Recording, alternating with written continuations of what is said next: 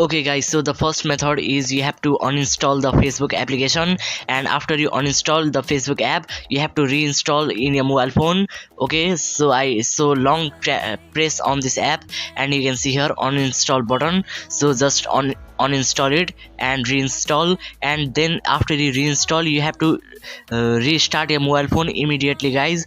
Okay, after you reinstall the Facebook app you don't need to log into your ID guys. Immediately you have to restart your mobile phone also, then your mobile phone restart. After restart you have to log into your Facebook ID again. Just you have to log into your Facebook ID and your problem will be solved guys. This is the first method and your problem will be not solved. You have to try the another method guys. Okay guys, so the second method is you have to go to your Facebook app again and you have to log into your ID, and you can see here in the top side three lines icon. So click on this and you have to go down, scroll, and you can see here settings and privacy option. Click on this and again click on this settings option. Okay, then you can see here guys easily in the second option you can see password and security. So click on this password and security, and then you can see here guys the second option when you are logged in. So click on this when you are logged in, and guys you can see here logins. Here is all the devices which you have login to your ID from these devices guys. So this season expire error is coming from this cause also.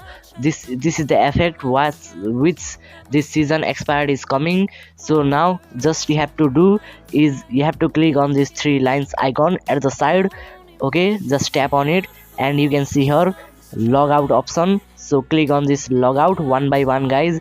Okay, so in all these devices you have to do this same method, or otherwise you can see here guys one option logout of all season. So this is the easy method. You have to click on this only one option logout of all season, and this all logged in devices will be removed guys. Then after you click on this method you have to log out to your from your ID. You have to log out from ID, then you have to again log into your Facebook ID guys.